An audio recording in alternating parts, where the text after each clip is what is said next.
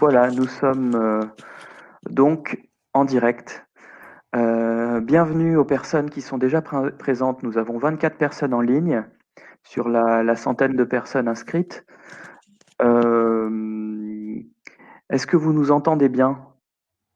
Vous pouvez répondre et communiquer avec nous dans la barre de chat qui est à droite de votre écran.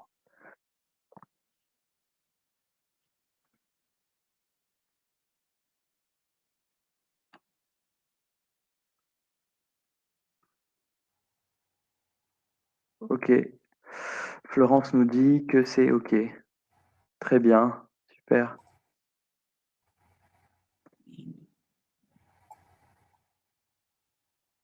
Parfait. Eh bien, super.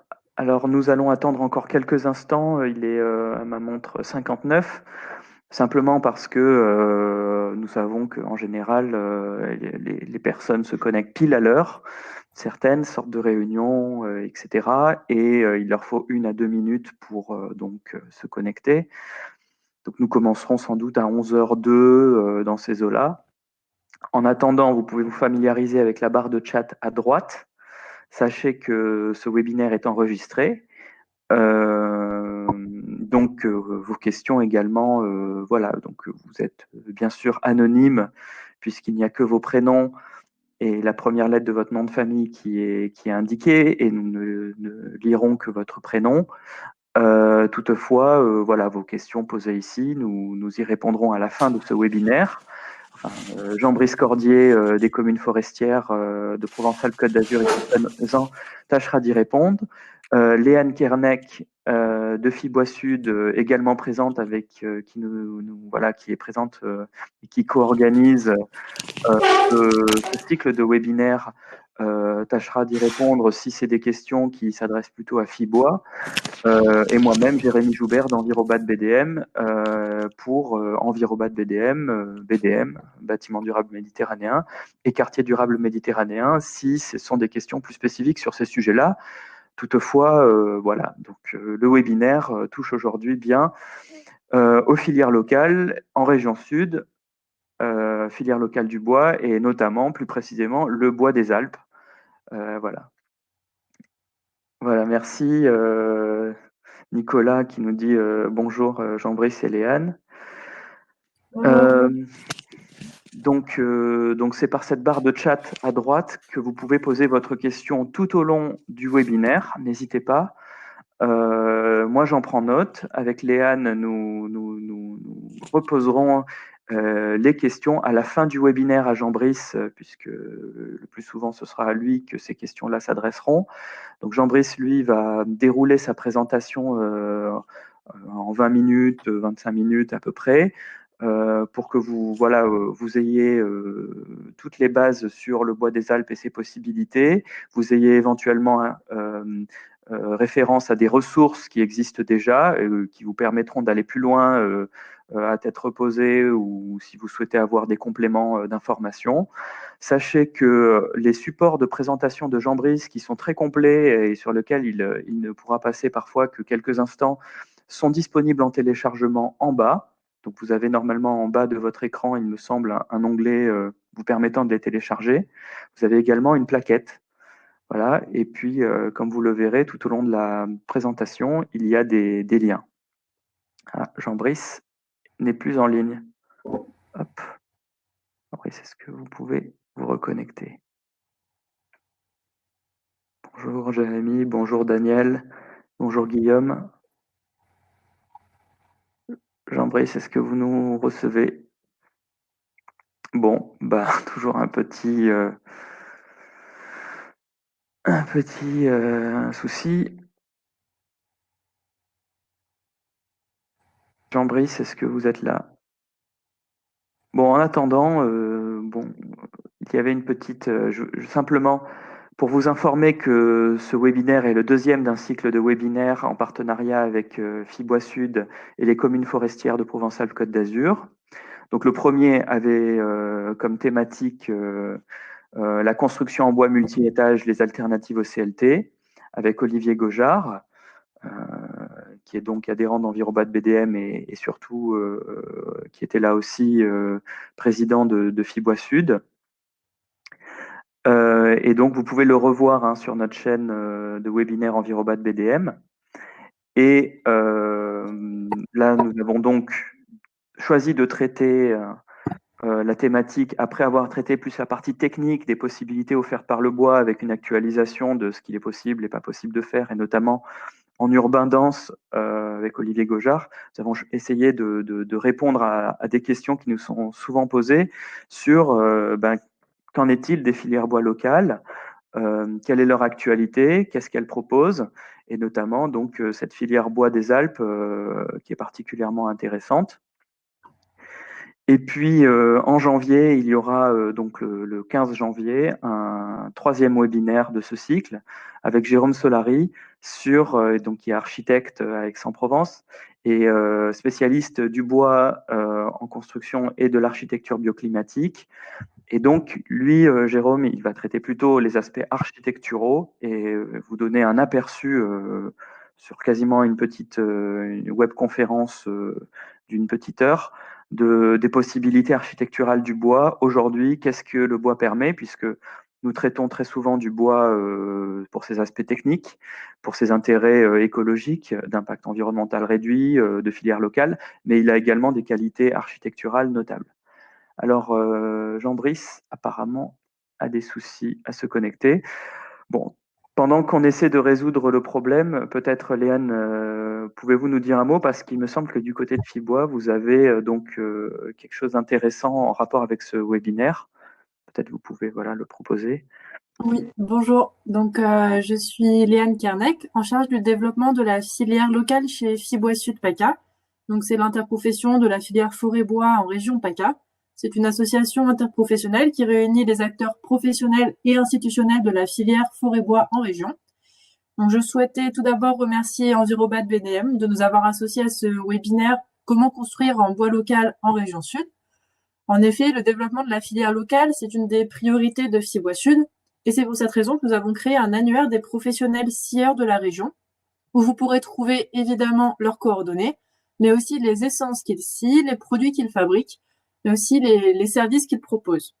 Donc, il est consultable gratuitement sur notre site internet www.fibois-paca.fr.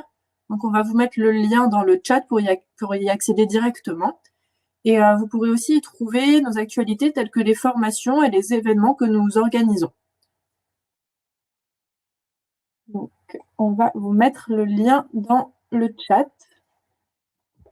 Et Jean-Brice m'a dit qu'il était connecté, mais il ne nous entendait pas.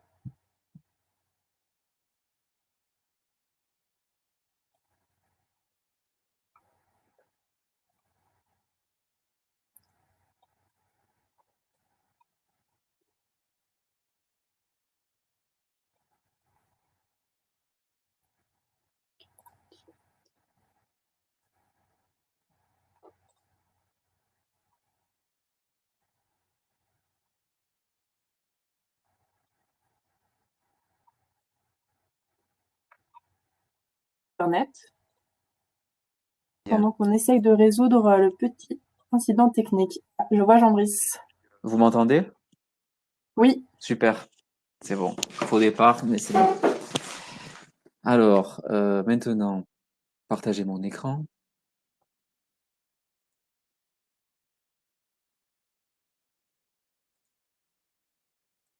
Ok.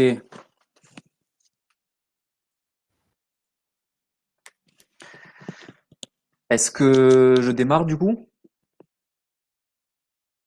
Allô, allô? Fait. Ok, super.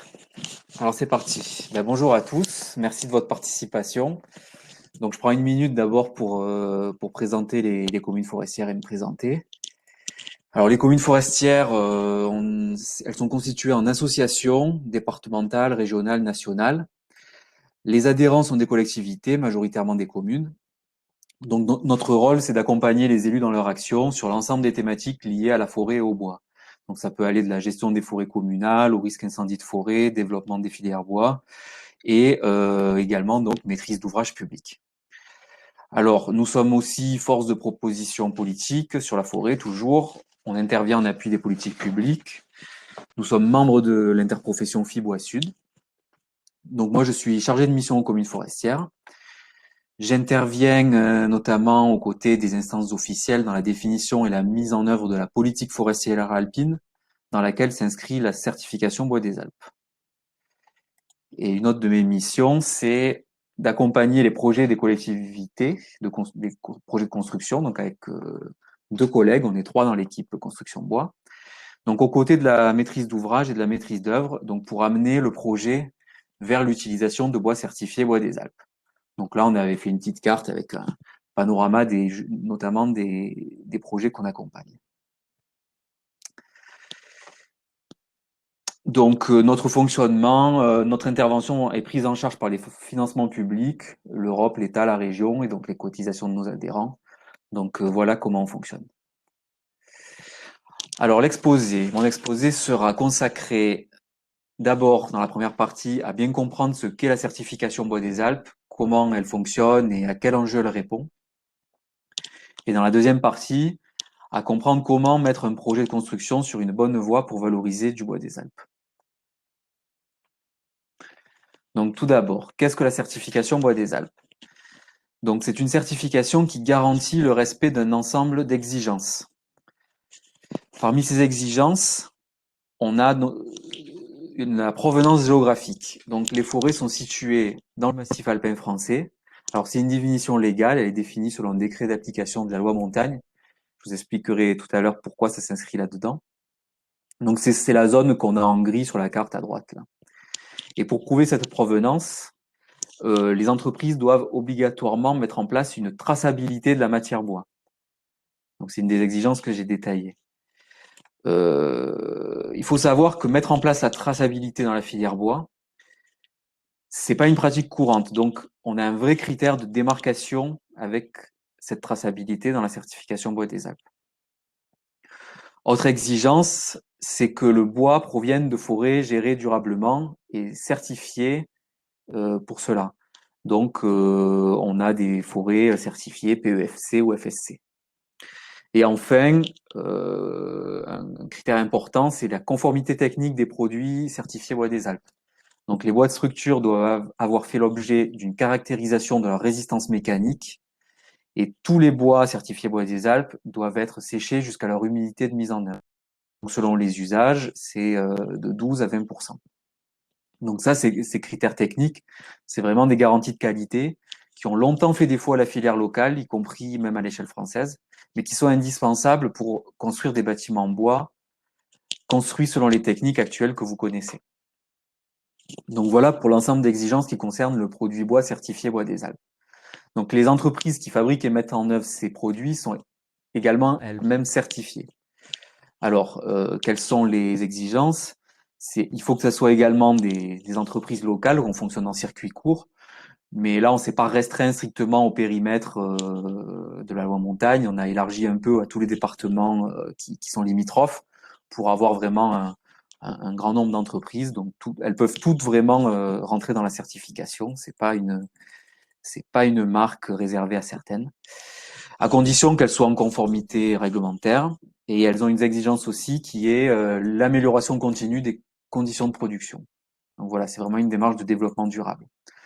Donc il y a une évolution qui arrive là, c'est que bientôt on va avoir des données environnementales homologuées. Donc là, on va avoir d'ici la fin de l'année ou le début d'année prochaine la publication des fiches de données environnementales et sanitaires. Donc ces données, elles permettront de calculer le bilan énergétique et le bilan carbone des opérations en Bois des Alpes. Alors, comment elle fonctionne, cette certification, pour prouver que toutes les exigences dont on a parlé sont vérifiées? Alors, on a donc les forêts de provenance, qui sont des forêts des Alpes françaises, qui sont certifiées PEFC ou FSC. Le bois, ensuite, il transite par un circuit d'entreprises qui sont toutes certifiées, de la scierie au charpentier, ce qui permet de garantir la traçabilité dans l'ensemble de la chaîne. Donc, on voit sur ce schéma les différentes étapes. Les flèches noires, elles matérialisent le trajet du bois et les flèches rouges, celui de la documentation qui est associée et qui fera donc l'objet d'un contrôle. Les contrôles, ils sont menés par des auditeurs qui sont accrédités par le Comité français d'accréditation, ou COFRAC, qui contrôle annuellement chacune des entreprises afin de vérifier le respect de l'ensemble des exigences sur les bois commercialisés comme étant du bois certifié bois des Alpes. Donc ce qu'il faut bien comprendre dans ce schéma, c'est que pour avoir du bois certifié bois des Alpes, il faut avoir affaire à une entreprise certifiée, mais que avoir affaire à cette entreprise certifiée ne garantit pas forcément que vous avez du bois certifié. Donc il faut vraiment demander du bois certifié à une entreprise certifiée, parce que l'entreprise dont on parle, elle peut aussi commercialiser tout un tas d'autres bois qui ne sont pas du bois des Alpes. Donc voilà, on a vu comment ça fonctionnait. Maintenant, la question quand même, c'est pourquoi? Parce que tout ça, c'est un ensemble d'exigences, un ensemble d'efforts. Et derrière, il y a vraiment une raison et des enjeux. Donc on va rapidement faire le tour. Les enjeux à la base, c'est vraiment la gestion et la régénération de la forêt alpine. Donc les Alpes, c'est un grand massif de montagnes. En France, elles sont couvertes d'un grand massif forestier qui représente 1,6 million d'hectares. C'est ce qu'on a en couleur là sur la carte. Et ces forêts, elles sont vraiment essentielles pour notre société. C'est une forêt qui est multifonctionnelle et qui permet vraiment de remplir tout un tas de fonctions, que ce soit pour la qualité de l'eau, bon, y compris, voilà, par exemple à Marseille, on boit l'eau des Alpes qui dépend de la forêt. Il y a la protection contre les crues, l'érosion, donc les questions de sécurité, de risque, l'énergie hydroélectrique produite dans les barrages, tout ça, ça dépend vraiment de la forêt alpine. Bien sûr, il y a les activités économiques en montagne, le tourisme, la filière bois, bien sûr. Et tout ça, c'est la vente des bois qui finance, on va dire, la gestion, la régénération de la forêt, qui assure toutes ces fonctions. Pardon, je suis allé un peu vite. Donc, ce qu'il faut comprendre, c'est que c'est important que les bois des Alpes soient valorisés. Et la valorisation en bois d'œuvre, elle est vraiment très importante pour garantir les fonctions de la forêt. Par exemple, une valorisation en bois énergie ou bois d'industrie suffirait pas. Donc, c'est pour ça qu'on cherche vraiment à valoriser le bois des Alpes dans les constructions.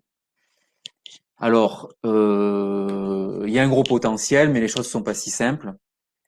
Donc, aujourd'hui, il y a un marché porteur pour la construction en bois, mais malheureusement, ça n'a pas garanti le fait que le bois des Alpes trouve facilement son marché dans le bois, dans la construction. Il y a encore une forte tendance qui est que le marché de la construction bois développe encore beaucoup le bois d'importation au détriment du bois local. Donc pour renverser cette tendance, il y a vraiment eu besoin d'une politique spécifique qui se mène à l'échelle alpine. Elle s'appuie sur les instances, elle s'appuie sur la loi montagne, c'est pour ça qu'on a ce contour du massif alpin. Et dans le volet forestier, donc de cette politique alpine, il y a vraiment un enjeu d'innovation et la certification bois des Alpes, du coup, c'est vraiment l'outil de cette politique. Donc voilà, je voulais vous expliquer que la certification bois des Alpes, c'est aussi un outil stratégique.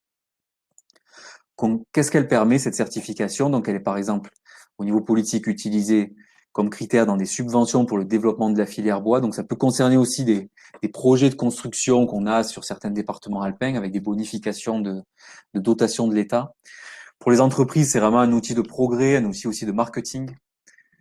C'est ce dont elles ont besoin pour se développer. Pour nous, donc, un sujet qui nous concerne beaucoup, c'est aussi une solution adaptée au marché public. Je vous expliquerai pourquoi. Et évidemment, c'est une réponse à la question « Mon bois est-il local ?» Donc là, en 2020, on peut faire un petit bilan d'étape pour voir où on en est de cette stratégie de développement. Donc, on en est à plus de 100 bâtiments livrés en bois des Alpes, donc presque la moitié en Provence-Alpes-Côte d'Azur et donc beaucoup d'autres en cours d'accompagnement.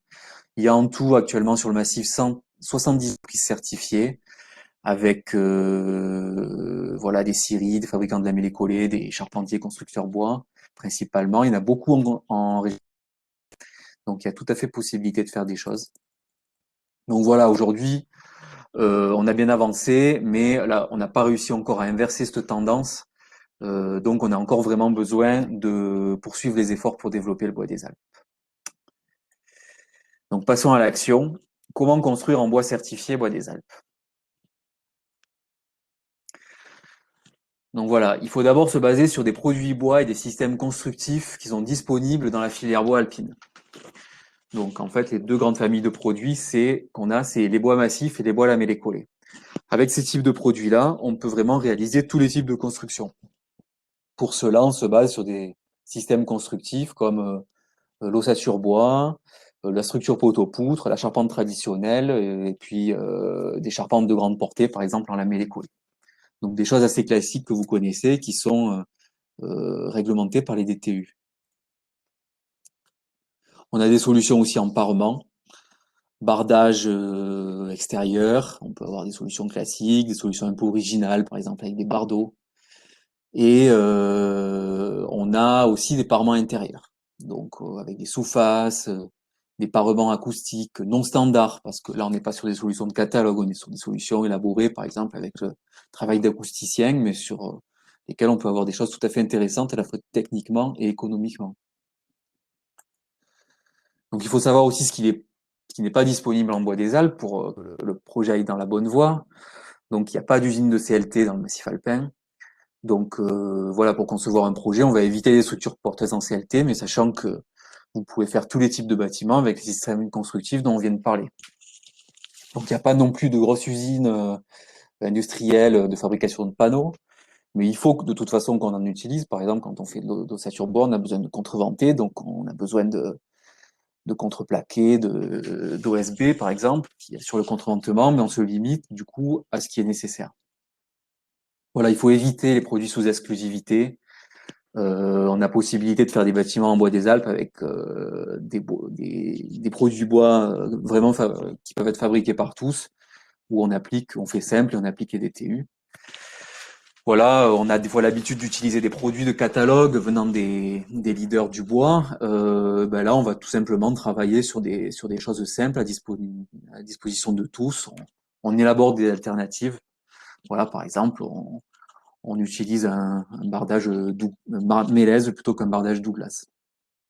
Donc il y a un produit qui nous manque un peu aujourd'hui pour se développer vraiment sur un bâtiment bois complet, c'est tout ce qui sert à faire les fenêtres, etc. Donc qui utilise des carrelés lamellés collés. Il y a des projets en cours d'investissement dans des unités de transformation, donc on espère que c'est pour bientôt. Mais du coup, pour le moment, on se limite à prescrire le bois des Alpes vraiment dans les lots charpente, structure bois et parement bois et moins dans les lots menuiseries. Donc au niveau des essences, là je refais un petit zoom sur la forêt alpine. Donc on voit les grandes familles de forêts qu'on a, c'est le sapin et l'épicéa dans les Alpes du Nord, les pins dans les Alpes du Sud, aussi beaucoup de mélèzes dans les Alpes du Sud, et puis de la forêt feuillue, mais le feuillu on l'utilise moins en construction. Donc nous on est vraiment sur les essences résineuses. Donc qu'est-ce qu'on en fait? Pour les bois de structure, de façon classique, on utilise le sapin et l'épicéa. Pour les parements extérieurs, on utilise le mélèze qui est imputrescible. Puis les parements intérieurs, on peut le mélèze, le sapin ou l'épicéa. Donc il y a d'autres possibilités aussi, mais on est dans le hors standard bois des Alpes. Donc là, il faut vraiment que vous fassiez accompagner. Donc nous, Convine Forestière, par exemple, on est là pour ça. On travaille aussi avec Fibois, avec Bois des Alpes là-dessus. Donc on est à votre disposition. Donc voilà, il faut éviter de prescrire des essences peu présentes ou totalement absentes même des Alpes, qui sont listés là, comme le Douglas, le Robinet, le mélèze de Sibérie. Mais il existe dans tous les cas des alternatives. Donc il y a un catalogue produit qui a été fait par l'association Bois des Alpes en 2020 et qui est disponible sur leur site. Alors après, d'un point de vue organisation, etc., comment prescrire le Bois des Alpes? Donc l'idéal, c'est d'en faire un objectif dès le programme, c'est-à-dire en amont de la conception du projet, et donc c'est clairement dans le programme qu'on veut aller dans cette voie, parce qu'après ça aura des répercussions sur le travail des équipes de maîtrise d'œuvre, sur la conception, etc. Donc bien sûr, on l'a vu, avoir une conception adaptée, donc se baser sur les systèmes constructifs dont on a parlé. L'idée, c'est de faire des projets qui sont vraiment des projets en bois des Alpes, avec une proportion pertinente de bois des Alpes, ne pas être dans des choses trop anecdotiques, parce que on va quand même mobiliser les entreprises, tout ça sur cet objectif-là, avec l'idée que derrière, c'est des entreprises certifiées, donc un schéma de fonctionnement. Donc, on va dire, il faut que le jeu en vaille la chandelle, bien sûr. Donc, on va se consacrer notamment aux voies de structure, etc., des choses qui sont importantes dans le projet. Alors, il y a une caractéristique, de cette filière qui reste en cours de structuration, c'est le fait que les produits certifiés Bois des Alpes, ils sont pas forcément en stock quelque part chez un charpentier, un lamelliste, un scieur, un négoce. Donc, ils sont souvent fabriqués spécialement pour vos projets. Donc, il faut tenir compte d'un délai de fabrication et de fourniture dans vos plannings. Alors, ça ne veut pas dire que vos projets en Bois des Alpes, ils vont requérir un délai d'exécution plus long, mais c'est juste qu'il va falloir articuler les phases. Donc là, pareil, on sera là pour vous aider à faire un planning cohérent et puis vraiment prévoir les études d'exécution validées au bon moment, etc., de façon à laisser la possibilité au bois d'être approvisionné en temps et en heure. Il y a la question de l'allotissement, il faut partir sur un allotissement pertinent. Donc ça, pareil, on pourra rentrer dans le détail en fonction de vos projets. Voilà, ce qui marche, c'est du classique, des lots, charpente, couverture, bardage, ossature, voilà, ça marche bien. Voilà, très très important, faire du Bois des Alpes une exigence contractuelle du marché de travaux. Parce que les entreprises, quand elles remettent leur offre, il faut qu'elles soient jugées selon les mêmes critères. Et puis, bien sûr, vérifier que l'exigence est respectée. Donc on va vraiment se consacrer à ça. Comment faire de Bois des Alpes une exigence contractuelle du marché de travaux, c'est quelque chose de déterminant. Alors dans un marché privé, c'est facile. Enfin facile. C'est simple en tout cas. Il faut exiger dans le CCTP du bois certifié Bois des Alpes pour chaque ouvrage qui le permet, donc qu'on aura bien identifié à l'issue de tout travail de conception qui aura vraiment intégré cet objectif. Ensuite, on consulte des entreprises certifiées Bois des Alpes ou en cours de certification. Donc il y a le site de l'association Bois des Alpes qui vous donne la liste à jour de toutes les entreprises. Comme on l'a dit, comme elles ne font pas que du Bois des Alpes, on s'assure que la fourniture de Bois des Alpes certifié est bien inclus dans leur offre. Et puis du coup, à la fin, on vérifie dans les factures finales que le bois certifié Bois des Alpes a bien été inscrit dans les ouvrages concernés. C'est ce qui permettra à l'auditeur de faire son travail de contrôle et du coup de vous garantir que comme une autre certification, on a bien des exigences qui ont été respectées. Donc voilà, ça c'est pour un marché privé, mais dans un marché public, comme il y a une réglementation spécifique, on a besoin d'une méthode spécifique. Alors comment on fait? On se base sur les exigences de la certification. Alors voilà le rappel concernant les certifiés dont on a parlé au début. Il y a 3 critères là-dedans là qui peuvent tout à fait être mis dans les marchés publics parce qu'ils font pas directement référence à la provenance géographique. C'est la traçabilité, la gestion durable des forêts et les critères de conformité technique. Donc ça, vous pouvez en faire des exigences de votre marché, l'énoncer dans le marché et dire que pour répondre à ces exigences, l'opération prévoit l'utilisation de bois certifiés Bois des Alpes ou équivalent. Donc en faisant cela, on a un bon taux de réussite sur les marchés publics qu'on accompagne. Donc cette méthode, on l'a développée et on l'a diffusée dans un guide qu'on met à votre disposition qui s'appelle Construire en Bois des Alpes, qui est adapté à la commande publique, qui celui-là date de 2017. Mais on pourra bien entendu l'adapter à votre projet. On peut parler de variantes, on peut parler voilà de critères de notation, de cadrage du mémoire technique pour vraiment avoir des informations sur la provenance des bois quand vous aurez la remise des offres, etc. Voilà. Alors une question qui est souvent posée, peut-être que vous l'avez posée, que vous la poserez, est-ce que construire en Bois des Alpes coûte plus cher? Donc ça dépend. Nous, effectivement, au tout début de la démarche, là, sur les premières opérations pilotes qu'on a suivies, on a regardé vraiment ce point-là. Ce qu'on a vu, en fait, c'est que c'était pas plus cher que d'autres projets de construction bois. On est vraiment dans les mêmes coûts. Donc, du coup, vraiment, la réponse, c'est ça dépend. On est, dans tous les cas, on est dans les mêmes ordres de grandeur. Alors, si on regarde produit par produit, il y a des produits qui sont plus chers. Donc, par exemple, aujourd'hui, le bardage mélèze qui viennent de forêts alpines, qui sont des forêts naturelles, qui sont pas gérées de façon industrielle, il va être, voilà, en plus de forêt, ils vont être plus chers que des bardages Douglas qui passent par des entreprises très structurées, très performantes du centre de la France. Donc ça, c'est un peu normal. Mais il y a aussi des produits qui se situent dans les coûts moyens du marché. Donc en fait, quand vous êtes en phase d'estimation des travaux, il y a tout à fait possibilité d'intégrer des coûts spécifiques à certains produits. Et à partir du moment après où vous dépassez pas votre estimation, votre projet se passe bien, quoi. Donc, on peut vous aider à avoir des informations là-dessus en cours de conception.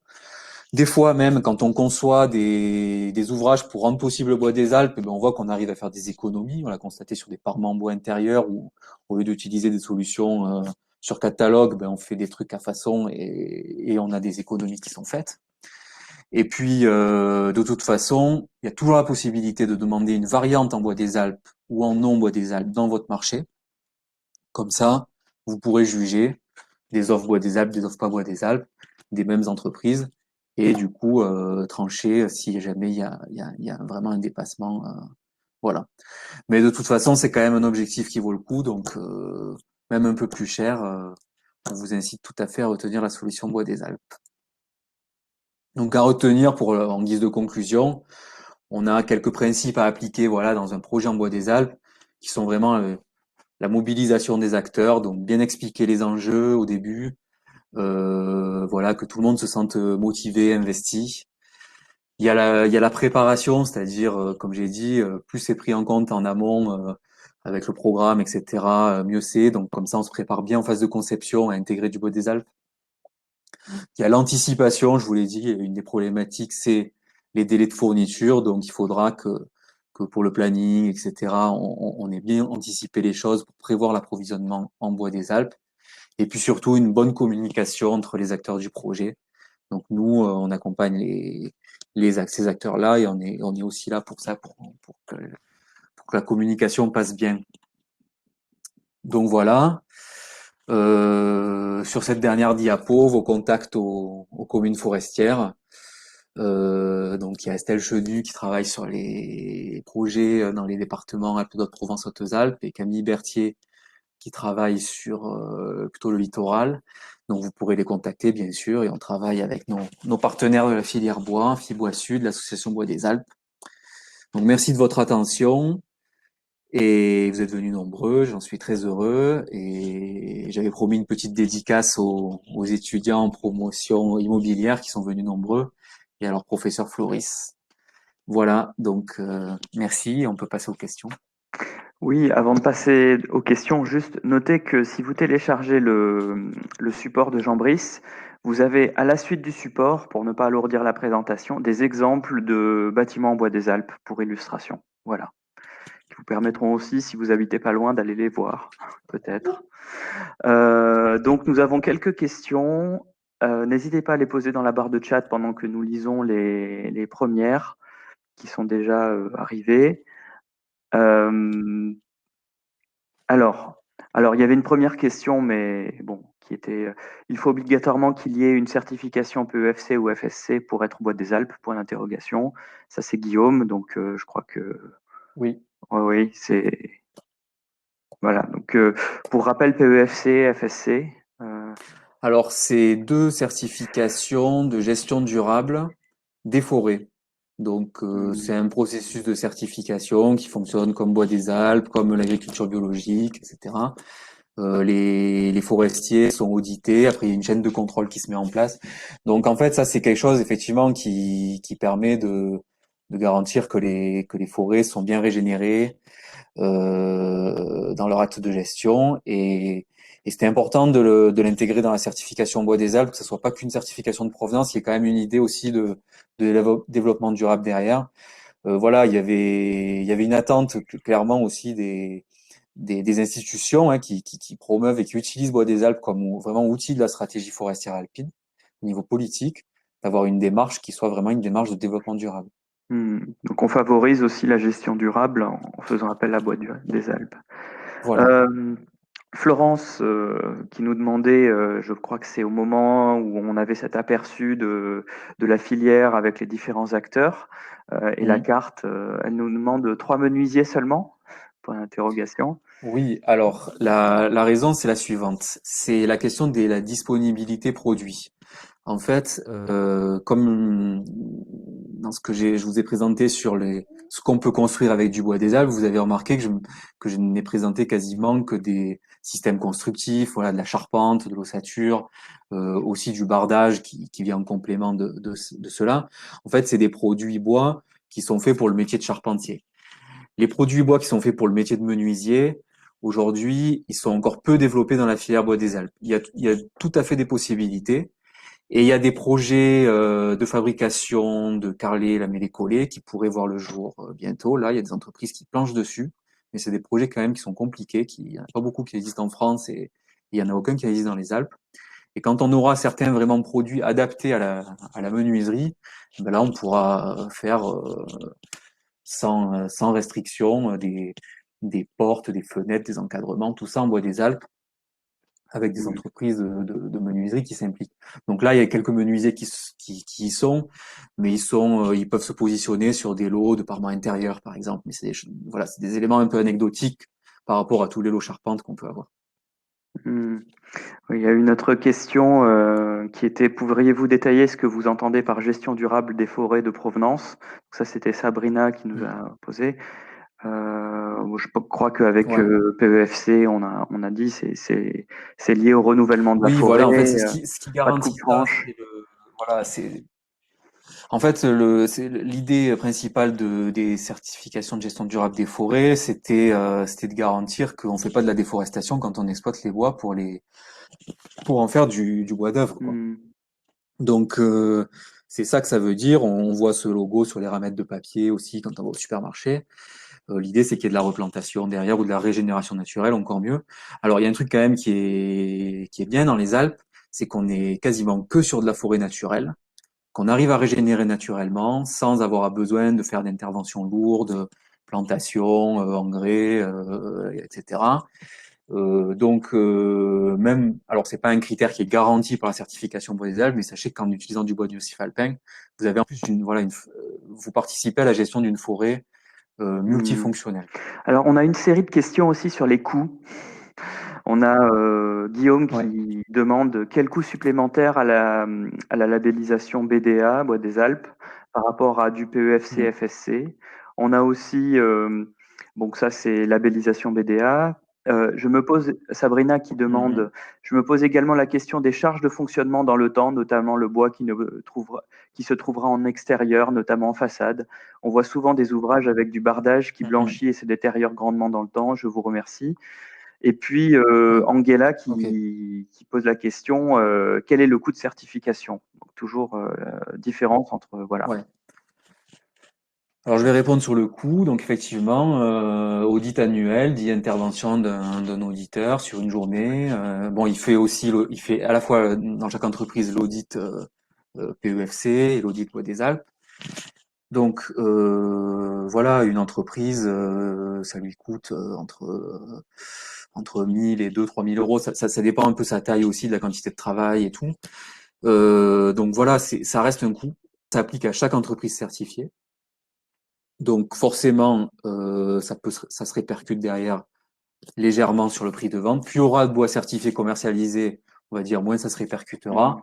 Ce qu'il faut savoir, c'est qu'aujourd'hui, c'est pas un frein ce coût-là, parce que on a même des petits scieurs qui emploient 2 3 personnes, qui sont vraiment des entreprises de taille artisanale, qui font des produits, par exemple sur le Bélez, etc., qui ont quand même choisi de se certifier Bois des Alpes pour commercialiser leurs produits dans le cadre des projets qui le demandent. Donc c'est pas un frein, c'est pas quelque chose qui non plus se répercute vraiment sur la construction, quoi. Après, c'est les Mm. détails, il faudra voir avec l'association Bois des Alpes qui renseigne totalement les entreprises là-dessus. Et puis après, la même passe aux auditeurs qui, qui mettent ça en place. Alors la deuxième question, c'était par rapport au bardage bois. Mm. Euh, Sur le donc, coût global. ouais, alors la question on va dire du vieillissement, mais c'est pas forcément le bon terme parce que le bois en fait ne vieillit pas forcément quand on le voit évoluer. C'est juste sa couche superficielle qui change de couleur, mais ce n'est pas une dégradation du bois.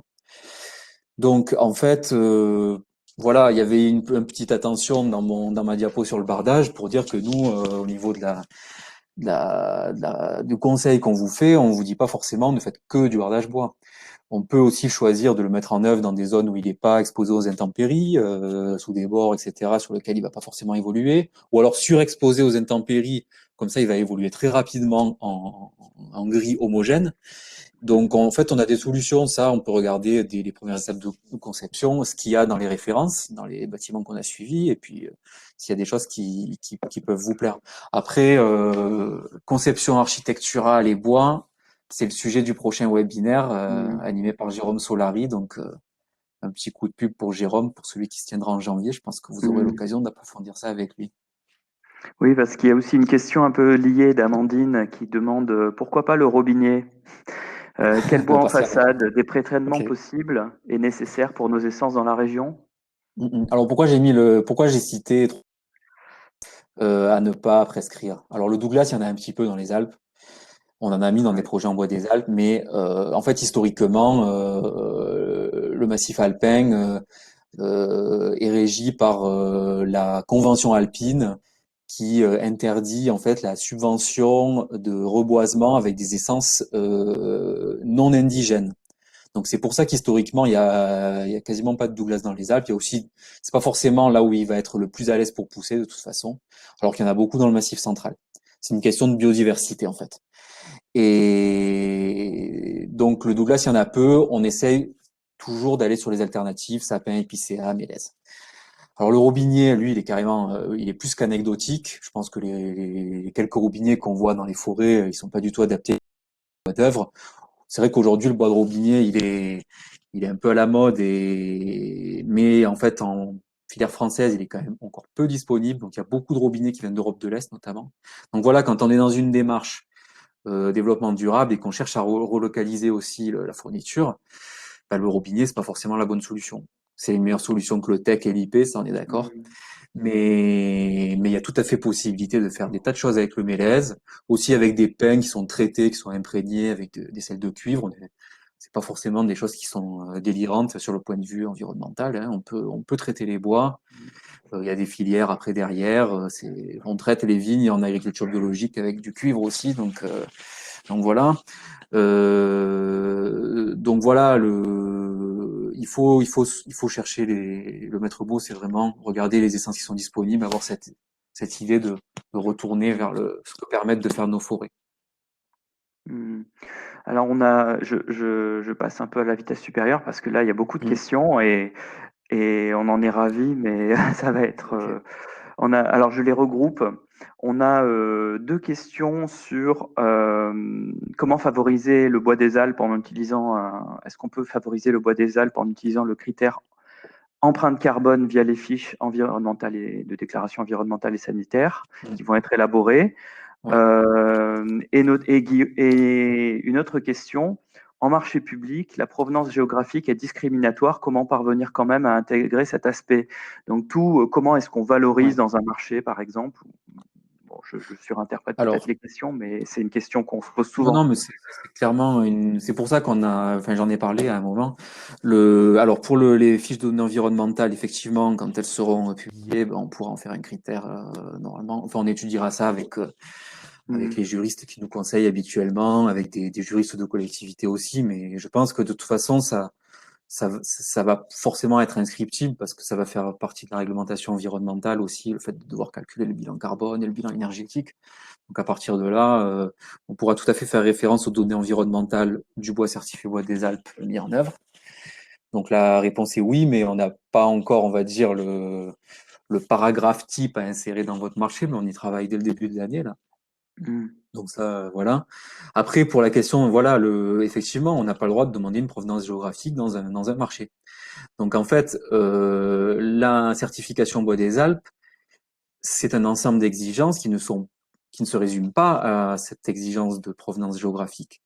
C'est un ensemble d'exigences qui aussi inclut la traçabilité, qui est vraiment quelque chose de concret qui doit être mis en œuvre dans les process d'entreprise, qui inclut la gestion durable des forêts et qui inclut la conformité technique des produits. Donc cet ensemble, et bientôt les données environnementales. Donc cet ensemble de critères, on en fait des critères techniques du marché. Ils sont exigés. On ne parle même pas de provenance géographique. Et on explique en fait que, avec la phrase que j'avais citée, que pour répondre à ces critères-là, il peut être utilisé du bois certifié bois des Alpes et on met ou équivalent. Donc voilà, après, toute entreprise, qu'elle vienne des Hautes-Alpes ou du fin fond de l'Union européenne, peut répondre à ce marché et à faire en sorte que le bois qu'elle met en œuvre réponde à ces exigences. Donc, en général, c'est du bois des Alpes. qui remporte le lot. Mais il peut arriver que d'autres entreprises aussi remportent avec leurs critères. Voilà, c'est beaucoup moins fréquent. Mais les choses restent ouvertes. Nous, en tout cas, on accompagne les maîtres d'ouvrage publics. C'est pas du tout pour les envoyer dans le mur et vers le risque d'un recours. Donc, on est obligé d'avoir quelque chose de valable. On a des questions sur la filière bois locale. Alors, plusieurs questions. Ainsi, par exemple, la Floris nous demande, tu indiquais qu'il n'y a pas d'usine de CLT dans la région, pas de projet futur, point d'interrogation. On a une autre question. Avez-vous des recommandations de menuisiers capables de transformer des bois issus de la récupération en plus de bois des Alpes? Donc aussi question sur l'outil, est-ce qu'il y a de tels menuisiers? Donc question d'Amandine. Et puis, alors, le pin pourra-t-il faire partie des standards bois des Alpes dans un avenir proche, lointain? Pourquoi n'est-ce pas le cas actuellement, malgré une ressource importante? Est-ce que la chaîne de transformation serait-elle immature? Voilà. Donc, désolé, je balance. Ouais, Oui, c'était quoi déjà la première question? alors, la première question, c'était sur le CLT. Ah oui, le CLT, ouais. Le CLT. La deuxième Alors, sur, je sais plus là, sur la la récupération, transformation, voilà, la filière de récupération et puis et le la pain, c'est bon. troisième sur le pain. Alors, sur le CLT, non, il n'y a pas, à notre connaissance, il n'y a pas du tout d'usine de CLT en projet à l'échelle du massif alpin français. Voilà, donc le CLT, c'est pas un composant qui est forcément indispensable à un projet de construction. Il y a des alternatives. Donc, même pour les immeubles d'importante hauteur, hein. Donc, il y a un travail qui est fait actuellement, justement, par l'association Bois des Alpes, qui associe Olivier Gaujard et tout, pour élaborer tout à fait une sorte de modèle d'immeuble Bois des Alpes sans CLT. Donc ça, c'est une possibilité. Ça s'est fait dans d'autres pays. Le système poteau-poutre est très intéressant. Alors, il faut savoir qu'en plus, alors après, pour les planchers, tout ça, c'est vrai que le CLT, il a des qualités, hein. Je ne dis pas qu'il faut pas du tout en utiliser. Mais sur vos projets, en fait, on peut chercher à étudier des alternatives et puis après, vous déciderez peut-être quand même de mettre du CLT un petit peu en plancher et ça sera pas du bois des Alpes. Voilà. Mais à voir, à voir s'il y a d'autres systèmes de plancher qui peuvent être utilisés. Ce qu'il faut savoir, c'est que de toute façon, faire vraiment des bâtiments tout CLT, c'est pas forcément la meilleure démarche du point de vue consommation de matière, parce qu'on parle de matériaux de récupération. Donc, avant de récupérer aussi les bois, il faut aussi chercher à en utiliser, on va dire, le moins possible pour que le bâtiment ait le moins d'empreinte carbone possible, etc. Donc, c'est pour ça le CLT en mur, etc. Faire des bâtiments tout CLT, à un moment, on pourrait se dire, on pourrait utiliser le bois de façon plus parcimonieuse et avoir quand même des bâtiments qui tiennent tout à fait la route, quoi. Voilà. Alors, alors filière de récupération. Ça, c'est pas un sujet sur lequel on travaille. On va dire aujourd'hui, le bois, mine de rien, même quand il est en fin de vie, on a toujours un usage énergétique au bout du compte qui permet d'en faire quelque chose sur la voie du développement durable. On ne le met pas en décharge. Donc, c'est une énergie qui vient se substituer aux énergies fossiles. Donc, pour nous, c'est pas trop l'enjeu de travailler sur des filières de récupération, alors que ça peut être plus l'enjeu sur des filières métal, etc. Donc ça, il n'y a pas de réponse. Et puis pour les peigne, eh ben justement, on travaille avec Fibois sur vraiment l'utilisation des peignes dans nos filières locales. Alors pourquoi on utilise moins le peigne en construction? C'est parce que dans les forêts de peigne qu'on a en Provence-Alpes-Côte d'Azur, il y a vraiment à boire et à manger en termes de qualité. Donc il y a un très gros enjeu, c'est le tri déjà, parce qu'il y a une partie qui nous pourrait vraiment, une bonne partie, hein, qui n'a d'autre destination possible que du bois de trituration ou du bois énergie. Mais quand même, dans ces forêts, il y a aussi du bois qui peut être utilisé en bois d'œuvre.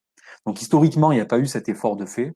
Il y a une grosse filière papetière qui a utilisé beaucoup de ce matériau. Mais aujourd'hui, vraiment, on veut utiliser notamment le pin d'Alep sur le littoral pour faire du bois de construction et également les autres pins de montagne, le pin sylvestre, le pin noir d'Autriche, etc.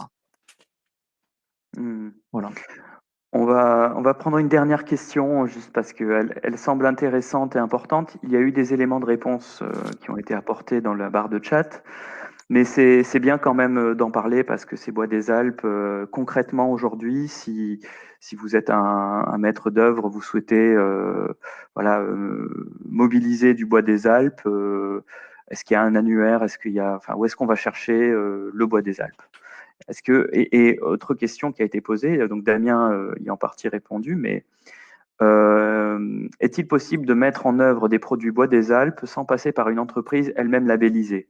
Alors, Damien, je lis la réponse. La certification produit n'est accessible qu'aux entreprises certifiées, donc non, pas aujourd'hui. Qu'est-ce que, oui.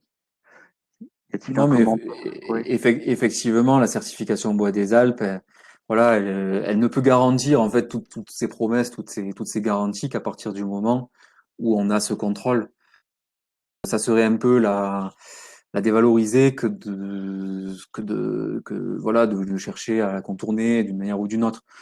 Elle fonctionne quand même bien, elle associe vraiment des entreprises de toute taille. Comme on a dit, vraiment toutes les entreprises de Provence-Alpes-Côte d'Azur de Rhône-Alpes, là, de la partie alpine de Auvergne-Rhône-Alpes, ont la possibilité de se faire certifier et de développer leur marché sur cette base de bois certifié. Donc ce n'est pas une démarche qui exclut ces entreprises locales qui veulent travailler